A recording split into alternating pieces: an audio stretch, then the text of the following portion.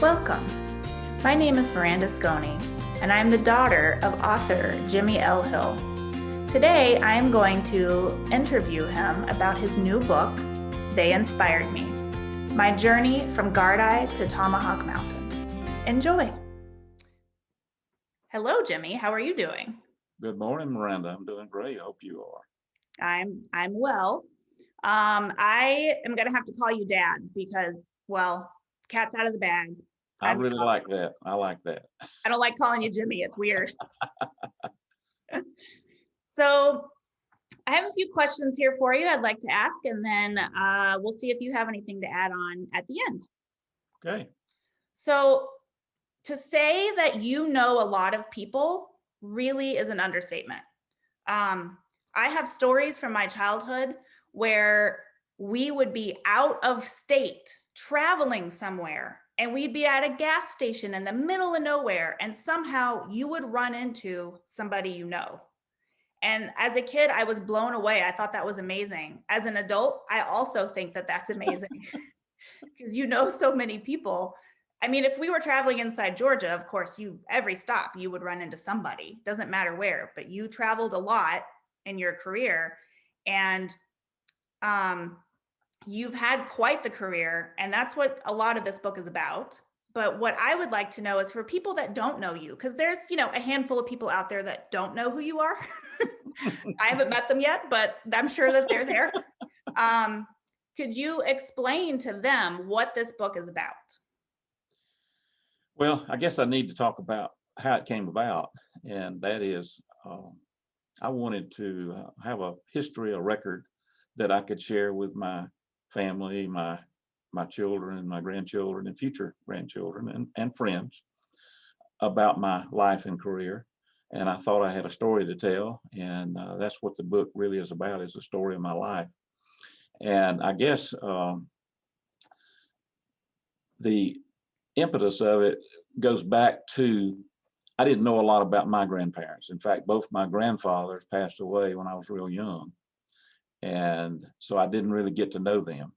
I barely remember them. And so I wanted to create something that would make sure that doesn't happen with my grandkids and great grandkids. So it was an opportunity for me to put that down on paper about my life so that it would be available for my family and friends as well. So why have you decided to write this now and not 10 years ago or before that? Well, I hate to admit this, but I'm a workaholic, and I worked for so many years. So I worked till I was over 70 years old, and I kept thinking that I wanted to write a book, and it just the time never presented itself. I felt like I need more time to write the book. And so when I retired, that became my number one bucket list item, was to write the book. And so that's really what I spent almost 2 years working on to this point. 2 years of working on this book.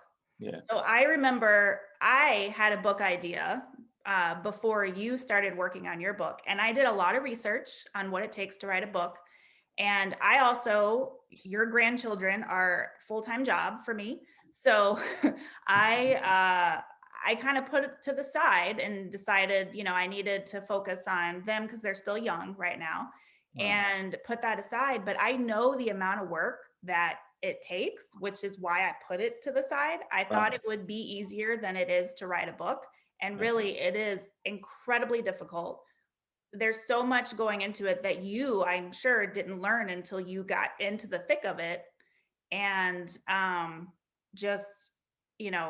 but once you're in it, you're what kept you kind of motivated to keep going, to keep finishing the book? What was that? Well, I guess first of all, it was the commitment I made to do it. I made it to myself. And I guess that's the hardest person you want to disappoint, is yourself. And so I made that commitment that I wanted to get it done. And also, and I had to struggle with this whole concept of delay of gratification. And that is, I wanted to sit down at my computer, and I thought I would knock this book out in about 2 weeks and I'd have it over with. And once I sat down at the computer, I probably wrote for 5 minutes and realized I was in trouble. And I needed to really do a lot of study and a lot of research and talk to some people and learn And that's something I have done, during this time. And in fact, through all phases of the book, I've run into something I needed to know, and I would do some research or talk to some of my friends. And fortunately, I've got some friends who've written books, so I had a really great resource to call on. Yeah, that's lucky because when I was doing research for my book, I have a couple of friends who had written books, and they were not the type of books I was going to write. In fact, one of them was a children's book author, and so, but I spoke with them about the publishing side of it, and marketing and all of those things. So it's nice that you had the resources and the people that you could go to talk about that stuff, because that definitely helps give you an idea of what it's really like. But until you're in it, you don't really know, Yeah, how much work is involved. So, true. so it kind of became your next full-time job. Yes, it did. And you had mentioned delayed gratification, which is something you tried to instill in us as kids. That you don't get things really, you don't get things that are worth it right away. It's definitely better, to wait on certain things to get what you want. So the delayed gratification is something I'm teaching my children at this point, and it is hard to understand as a kid, but as I get older, I definitely understand that concept. But I feel like it's still something you're learning as you go along. And in fact, the other day I got a text from you about how you were a little frustrated because the books weren't coming as quickly as you want, and all I texted back was delayed gratification. That felt good. Yes, and I'm gonna I admit, needed that. you needed that reminder yet again. Right. Um, so so it's an interesting title. They inspired me. So what does that mean, and why did you come up with that title? One of the harder parts of writing the book really was the title, because it sounded really boring to me, The Life of Jimmy Hill. And I thought, I got to do something better than that. And so I was trying to figure out the whole time I'm writing the book. And at certain points, I'd get really worried. I said, I got to have a title. I got to have a title. But I read about some authors who were struggling with the same thing. And they said, don't worry about it. It'll come. And it really did come at the very last minute in the book. But as I began to think about the title, what really came into my focus was that there were so many people that had an influence in my life and inspired me to move on and to accomplish things. And so that's when it all of a sudden came to me, was all these people that had inspired me. And so the title grew out of that. They inspired me. And interesting enough, I did a quick search on the internet and Amazon and other places, and I could not find a book that was titled They Inspired Me. And I thought, well, maybe I found something here. So that's when I settled on the book. And then to exemplify the life part of it was the subtitle of my life journey from Gardi, which is the small community I grew up in, to Tomahawk Mountain, which is where I live now. So that's how it all came about.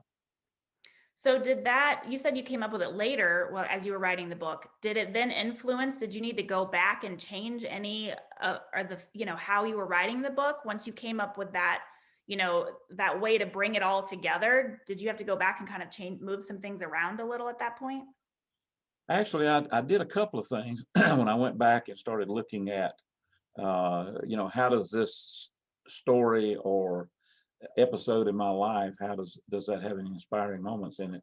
And I found that a lot of cases they were there. So I didn't have to do a lot of adjustment. The one change I did make was take the very last chapter of the book and to focus on what I thought were 33 people that had a major influence on my life. And although there are thousands of people mentioned in the book that had an impact on me one way or the other, and almost everybody I think has an impact on your life. I know it did in my case. So that kind of all worked out, and particularly wrapping it up with the They Inspired Me chapter and talking about the individuals that did impact me. Okay, so you chose to self-publish. Is there a reason for that you decided to go that route? Yes. In my research on working on books, one of the things I learned right quick was that you got to have a really, really good book it's got to be well written, it's got to be well researched and all that. And to be honest with you, being a newbie and not having done a book before, I really felt like I didn't quite fit in the category of throwing a book together and sending it out there to a publisher. Plus the fact that it takes sometimes months, sometimes years to reach the point at which you find a publisher willing to risk taking on your book. And so the major impact, I guess, that led me even more on doing self-publishing was the fact that I attended a writing seminar in March of 2020 in Atlanta. And that seminar really was one of the best things I've ever attended as far as writing books, because it provided some very practical, detailed things that you need to do if you're going to write a book. And they had one session, about a 2-hour session on self-publishing. And so I made sure I got into that session.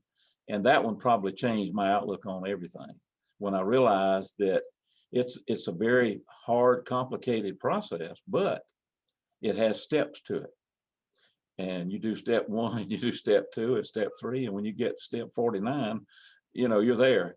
And so, and I'm being a little facetious there, but it does lead you to the fact that it is doable.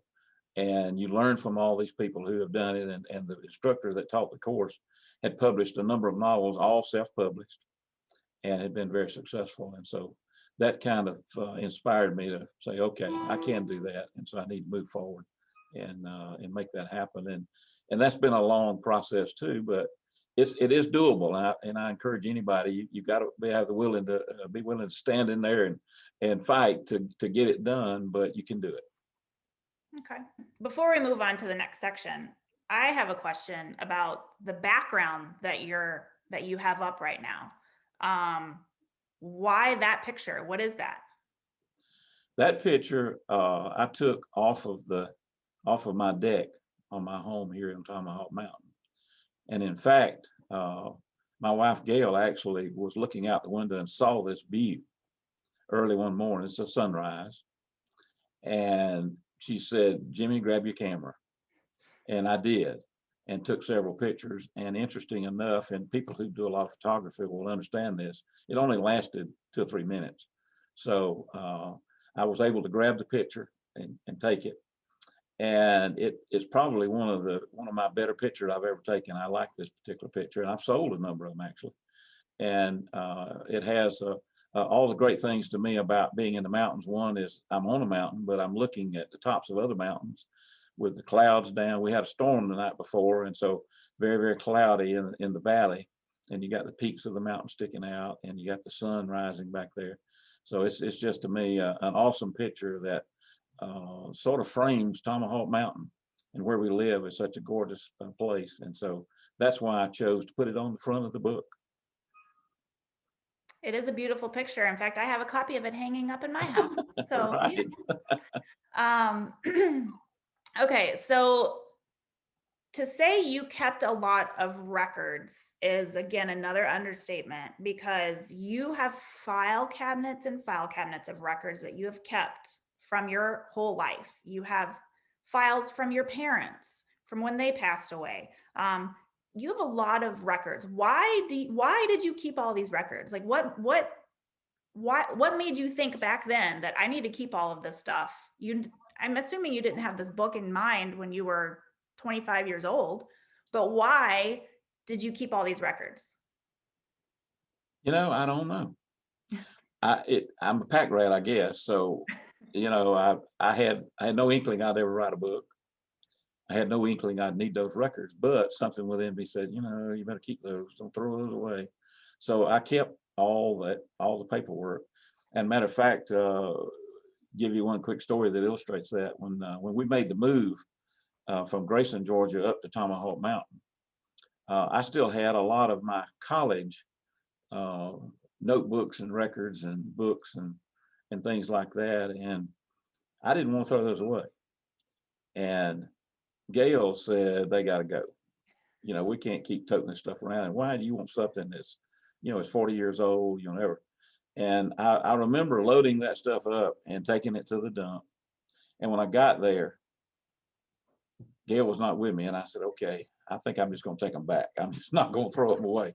It was the hardest thing in the world that I think I've ever had to do, was to dump those papers into the dump. So, but I did.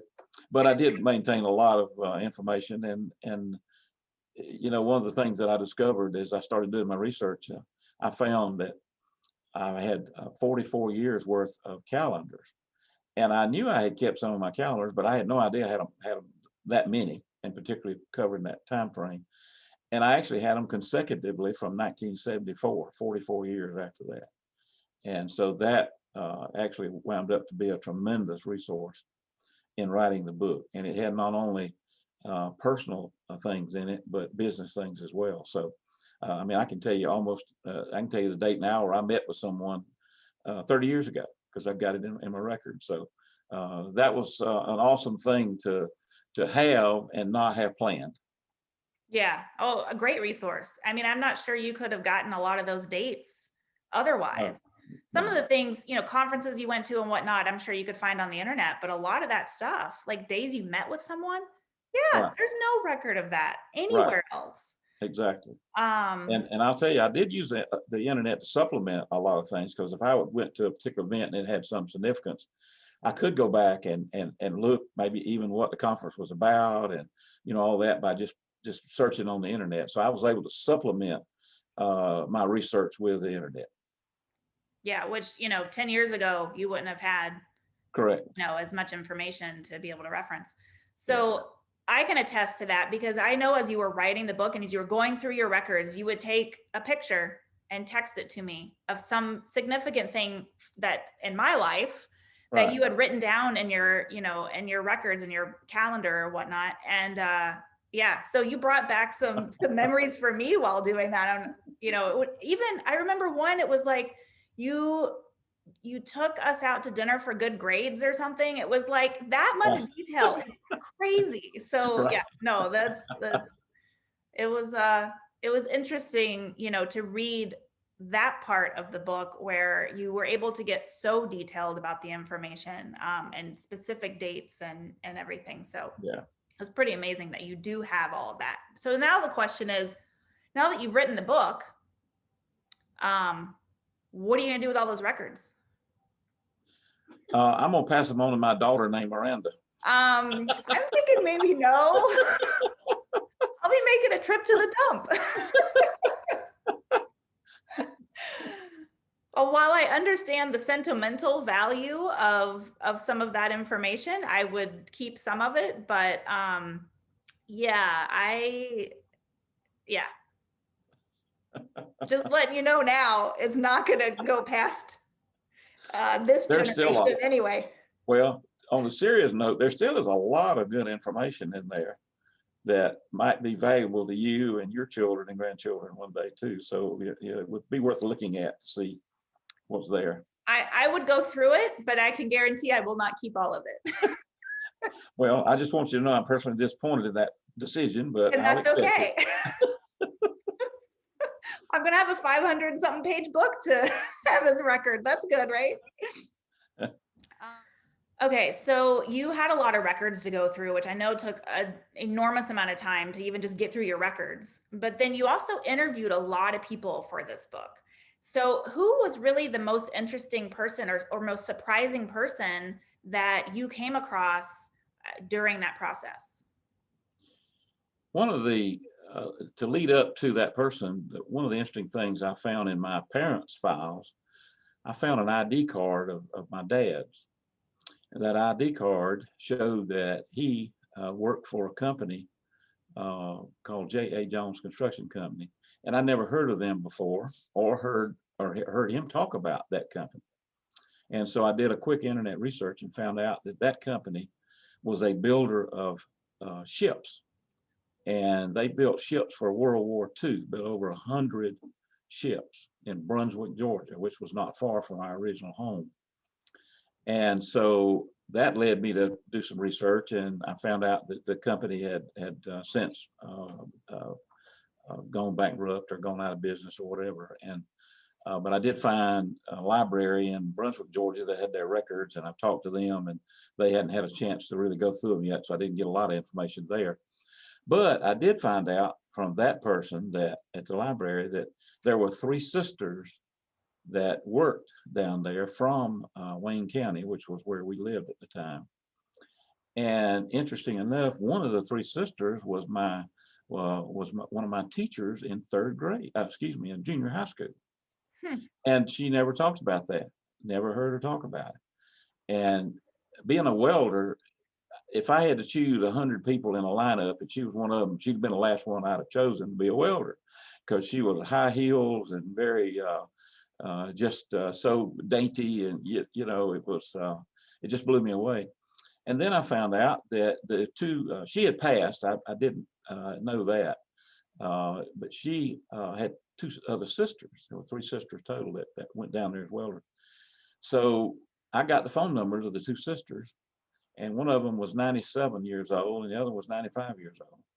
And I called them up, and I talked to them. And the 97-year-old, she was just real excited that somebody called and asked about that. And she started telling me that a video had been done about her and her two sisters on their welding experiences down there. And actually the video was in a library located on St. Simon's Island. And in talking to the sisters, I asked her, I said, do you remember my dad? Because I wanted to find out what he did down there, because that's something I didn't know. And she said, honey, there were 17,000 of us down there working. I didn't know your dad. I said, okay. And she said, my sister was unique in that she was a high and low welder. And I knew a little bit about welding. And I said, what does that mean? She says, well, she could weld high up on the ship, or she could weld way down in the low part of the ship. And I just thought that was the most interesting thing. And her being 97 years old and still active. And so I called her 95-year-old, and she was very energetic and was telling me she wished I'd come see her and all of that. And I found out later that one of the sisters has passed since I wrote the book. So that was kind of the end of an era there. But that was probably the most interesting conversation I had. I wonder why Pa never mentioned that job. I don't know. That's a really good question. I do know that, and this may not be related, but a lot of people who were in World War II didn't talk about their experiences. Now, he wasn't in the war, but he was part of the mechanism that, created the ships, who provided the ships for the people in the military. But I really don't know. That's very interesting. And there's very little information I could find out about that. And really the first inkling that I had of my dad was when my mother come riding up on a mule in front of his house. And that's the first time they met. And he was at that point, I think about 19 or 20 years old. So that was really almost the first time I really had any definitive data other than what I found in the census in his younger years, but no definitive information at that point. So I really don't know why. Were there any stories or parts of the book that were very emotional for you to write about, that were kind of tough to kind of relive those moments in your life? Yes, there was. I do have a story, a chapter in the book on my brother Ricky. My brother Ricky was about 9 years younger than me. And when I was a senior in college, in May of 1970, my dad called me and said that Ricky had drowned in a local pond. And so Gail and I loaded up and came home. And that was obviously a tremendous experience in our lives, and most negative thing, I guess, that had ever happened to us. And it really probably was the most devastating thing that our family had ever experienced. And my brother Jerry was actually in Vietnam, so we had to get him home for the funeral. And my sister was at ABAC in college at that time. And I guess what was most interesting about all of that was the fact that he had such a tremendous impact on people's lives. And I didn't know all of that at that point in time. And I knew he was very active in the church and had an impact on a lot of people. He was a singer and he could play the piano. And so he had a great personality. And so he had a lot of friends himself. What I didn't know was many years later when I started writing the book, what an impact he did have. And as I did my research, one of the first things that popped up was I ran into a lady in the store, and I was talking to her about some of my mother's business transactions after she had passed. And she asked me, she said, "Are you Ricky's brother?" And I said, "Yes, I was." All right, I was. And she starts telling me with tears streaming down her face what he meant to her. Hmm. And I looked back and it had been 44 years since he had passed.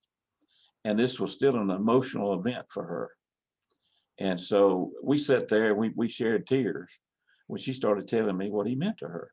And I just had no idea that feeling was still there. And I found out it was among other people as well. And his best friend, they were in 8th grade together when he passed. His best friend had a tremendous experience with him. And I actually asked him to write something for me for the book, and it is in there in that chapter.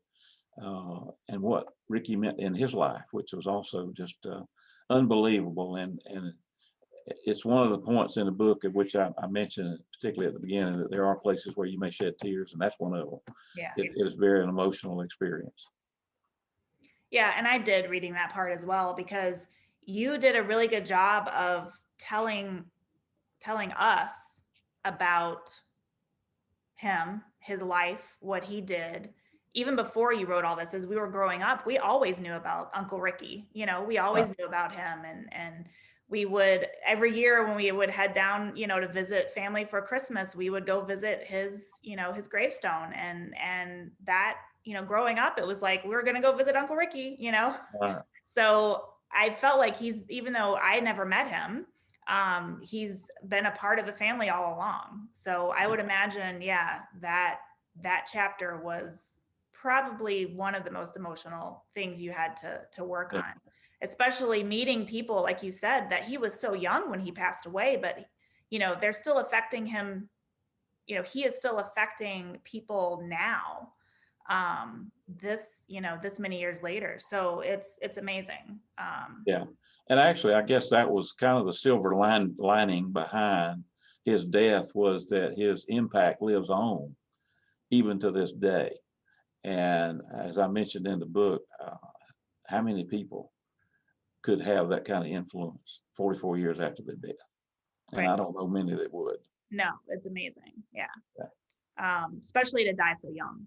Yeah. You know, so, um, so as your daughter, I know that you are great at embellishing stories. In fact, I inherited that from you, and I appreciate that. So my question is, this book, did you embellish any of your stories for this book, or is all the drama in it real? The drama's real.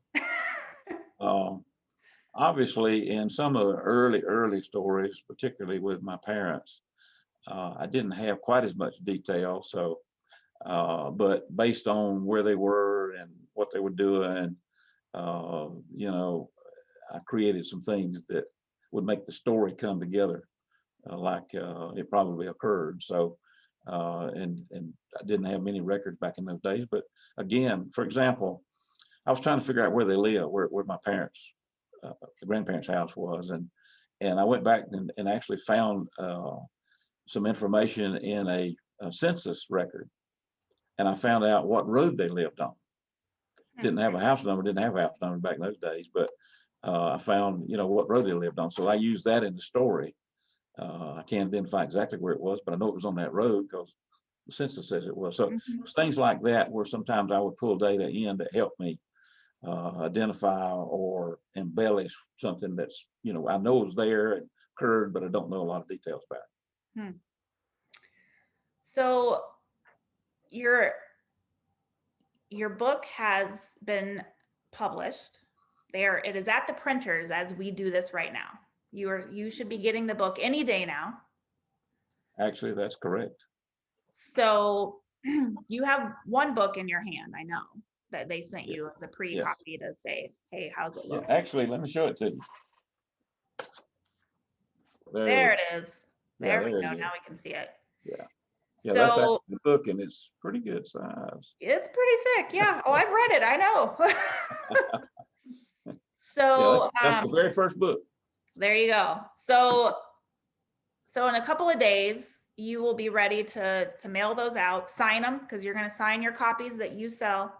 Yes. Each one that you sell from your website will be signed and mailed directly to the purchaser. Yeah, So let me mention too that the website is Jimmy JIMMY dash Hill HILL.com, and that'll take you right to the website where you can learn a lot more about the book, and there are photographs and other things that are on the website. You'll be able to see some that are in the book, some that are not, in addition to ordering the book. So with your book, you've really done a good job of spreading the word that you're writing this book. And there are a lot of people I know that are excited for this book to come out.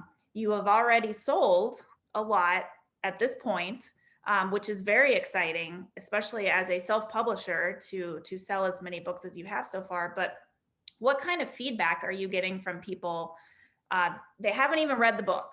Keep that in mind. Yeah. And this is for everyone to know. No one's read the book except for a couple of people got the pre-copies to read. But what kind of feedback are you getting from people who are purchasing this book and excited for this book? Well, actually, last night I had a person to buy the book, and when they buy a book on the website, I'm immediately notified, and I send them a thank you note. And I didn't know this person, and I thought that was interesting. And I'm not sure how that person found out about the book. Still don't know that. But what she said in her note was, in fact, I'll read part of it to you. It says, "I shall greatly appreciate if you would autograph your book. My husband's family are the Hills, which would be my relatives, and the Arnett's and Bennett's and Harpers and Knights and Westberries, which are all part of the community of Gardi where we live." And she said, "We're looking forward to receiving and reading your book. It'll be a prized addition to our books." And I didn't know her, never met her, but all of a sudden, here's a person who doesn't really know me or any of my background who is excited to get the book. And I think part of it might be, I don't know how many of my relatives who've ever written books, so maybe that's part of it, that it'll be some history for them to have at their hands. And of course, the people who I asked to read the pre-published edition of the book made some really interesting conversations about things that relate to us growing up. And one in particular, he and I grew up in the same area, and we went to school together, and he read the book and was just blown away by it because of the nature of the book and where we were at, and talking about the community we grew up in and all those sorts of things. So positive feedback has been good, even from those who haven't read it. I think just the excitement of knowing that if they knew anything about me and my background, they'd probably want to learn more about things that occurred over my lifetime, and I've tried to capture a lot of that in the book. And to come from such a small community as your start, anybody from that area is probably excited that Gardi's in the title. Yes. So Yeah, that's gotta be exciting. and very few people know where Gardi is located, and a lot of them have learned since then, because I've had several people call and ask me, and then once I tell them, they say, "Oh, I've been by there." And one kind of feature in the community that's been there since the early 1900s, maybe before that, is an old honey house. And it's right on the main road as you go through what's now left of Gardi, which is not much. But and a lot of people remember that. Once you tell them about the honey house, they remember seeing that. And I got a picture of that in the book as well. But they remember the community based on that. Hmm. So once people do get the book in their hands, what what's the takeaway? How do you want them to feel after reading this book? I mean, some people are going to read it because they want to know the history of, the area where you grew up and all of that. And some people are interested in your life story side of it. There's a lot going on in the book, which is great. And it can appeal to a lot of people. But what's the main takeaway that you want people to have from this book? Actually, I sort of wrapped the book up with the concept that I believe we're put here on earth to serve others. And that's one thing I've tried to do through my whole career. And so I hope to inspire others to be of service to others, to help other people, and to encourage others. And in addition to that, to ultimately tell their story. I firmly believe everybody has a story, and everybody's probably got a book in them. It's just a matter of pulling it out. And I think we could learn as a society a lot of things from others about their life and what they experienced, and hopefully in the end make all of us better citizens in our community. So after I finished reading the copy you sent me, I sent you to me, it was just a quick text to let you know, hey, I finally finished it. I got through all of it, and because I was not editing as I went through, but also, I was another set of eyes to run through it as well. So it took me a little longer than I would normally take me to read a regular book. But when I got done, I just shot you a quick text to say, hey, I finished it. And what I found interesting is you took that text, because it was how I was feeling as soon as the book was done. And you took that text and you put that on your back cover of your book. And I was shocked, to be honest, that you did. I'm surprised, happy about that you did it. But it was my true feelings when I finished it. And basically, I'm just talking about the fact that I learned some new things about you, and that, the history is great, but also that you have really inspired me to tell my story. And so for me, that was the takeaway. So that's good. It worked. Yeah. Your plan worked. Yeah. So, and I agree, everyone does have a story in their own story and their own journey that they took to get to where they are. And so it's very important to learn other people's stories. And, for some people, books are not an option as far as writing a book about themselves, but, even anything, interviewing someone like this, or, recording their story so that, in a video or, audio form is definitely a way to do it.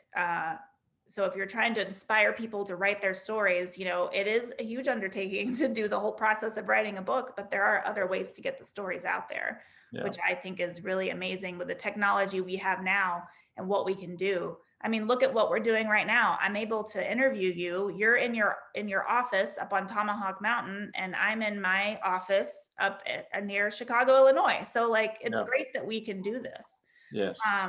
So is there anything else that you would like to add to this interview that you feel like we didn't cover enough, that you really want to get across to the readers and the future readers of the book?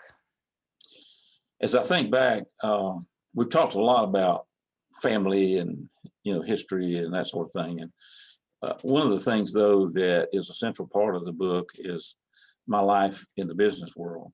And starting out from spending the first few years in a tar paper shack, and moving from there to the corporate world, to Fortune 500 company, and spending my career there, is covered in the book. And there's a lot of details in there, and a lot of experiences I've had. And I was very, very fortunate to be involved in a lot of interesting things that happened during those years. And so I've got a lot of stories in there about those kinds of things that we haven't talked about at this point. So I think that aspect is in there as well. And so it's kind of a mixture of family and business.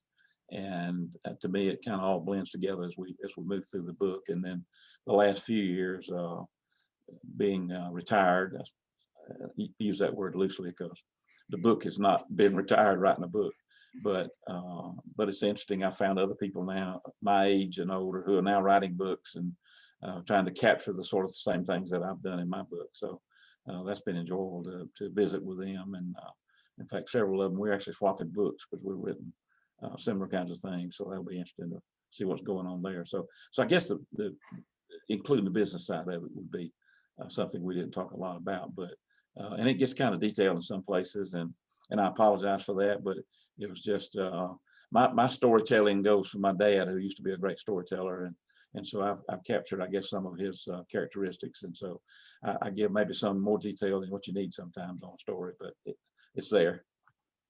Well, as a historical point of view, that's great. Like having all of that information, I think is fantastic. But there are some details when I was reading it that you would tell a story about a part when I was a young child, and so my viewpoint of the same story was totally different. So I found that very interesting, and not everybody's going to have that, obviously, because Yeah. um, but it was interesting to read it from what I remember during those times, and especially when you're talking about your career and big projects you were working on, and there's some big ones in there that Right. I knew a lot about it, but I didn't know a lot of the day-to-day stuff that you were doing to make that happen. Yeah. Um, so it was really interesting for me to read those parts of the book that again went into detail that I had no idea, what all went into those projects. Especially as a kid, you know that dad goes to work, and you're gone for hours of the day, and I'm at school doing my thing, and it's a lot of that stuff I didn't know about. So it was very interesting. And now as an adult, and I think about what my days are like, that my kids don't know what I do during the day. So it's very interesting, to read that from your point of view. Even though I lived through the same things, Right. just a totally different viewpoint. So it was very interesting. Yeah. So I will mention one other thing that I did do in the book, and there are places in there where I reach out to other people that had an experience that I thought would relate and add to the book. And there are several of those in there as well. And I really appreciate the people that took the time and effort to share with me things that I could put in the book. And there are several stories in there I think very impactful that people have shared. And so I really appreciate that. And I think that added a lot to the book as well. mhm. So, what's next? What are you going to do now that the book's done? I mean, obviously working on getting selling the book, which is great. But what's your next big project? Well, you bring up a good point. One of the things we chose to do with the book is obviously the self-publishing side of it. We also, Gail and I developed the website. And so we really took control of the whole process from writing the book to getting the book printed to now in the process of selling it. So, and I hoped at some point if we can get the virus out of the way, that maybe I could do some traveling and some book signings and other things that would give an opportunity for people to to visit with me personally. And I really hope that I can do some maybe some Zoom meetings, kind of like we're doing here, to share the story and talk to people in groups or whatever. And so that's going to be part in the future, I'm sure. And after that, that's a really good question. Mhm. Several people have asked me, "Are you going to write another book?" And at this point, I don't know. If the right idea comes along, and I'm going to start collecting ideas, and I've had a few thoughts about that. But one of the things that I guess did occur to me after finishing the book was, if I wrote a book, it might be of similar nature from an inspiring standpoint. If there's something we could do to that I could write about that would be inspiring to be impactful to other people, then that might be something I'd be very interested in. But one thing I do know I'm probably going to work on is some ancestry information. And that's something that's kind of popped up a little bit in the book, and I did cover a whole lot of it in the book. As I said earlier, when I got to 590 pages, it's kind of like, I need to stop this book, where you stop it at. So I've discovered like a fifth or sixth cousin that's found some information that of my relatives that I want to learn more about. And so anyway, I'm probably going to spend some time on ancestry, and I want to document all of that so I can pass that on also to my, uh, siblings and children and grandchildren and relatives and all that. So that's probably where I'll be in addition to that. Well, good. You do the research and then you just hand it over to me and then I don't have to do it. Right. Appreciate that. True. Um, well, thank you very much for letting me interview you. This was kind of fun, and maybe we'll do it again, after the Yeah. book gets out there and get some feedback, and maybe we'll talk about other aspects of the book, and if you do maybe some like you said, once we can kind of go out and gather in groups again, and maybe you can do some in-person things, we could talk about your experiences that you have with that as well. And I'm sure you're going to meet a lot of people that this book impacts them, whether it inspires them to tell their own story, or it just brings back memories for them from some of the history side of things, whether it's your family history or the things you talked about with your career. Like I said, you know a lot of people, not just family. It's you met a lot of people throughout your career, and so I have a feeling that a lot of those people are going to kind of reminisce about some of the things that you wrote about, and it'll be interesting to talk to you later after they've read the book and had their own experience, kind of maybe talk to you about what they were going through during that time, and how maybe they didn't see it from your point of view, but they noticed things that you didn't notice. So it'll be kind of interesting to get some feedback from people after that. So, well, this Very was true. great. Thank you. Oh, I'll mention one other thing before we leave. I would like to hear from people who've read the book, and there are several ways to do that. Inside of the book cover is my email address, and of course the website. And on the website, there's a section called Contact Me, and you can click on that, and you can actually send me a message. From there, if you would like to share some things about the book, because I certainly would like to hear that. And I'll be communicating back with all those who bought the book, just to thank them for buying the book, and as well, ask them if they have any questions or comments or anything they'd like to make about the book. Okay, great. Well, thank you so much for your time today, and enjoy that view. Yeah. And we'll talk again soon. All right. Thank you. Hmm. All right. Bye-bye. Bye.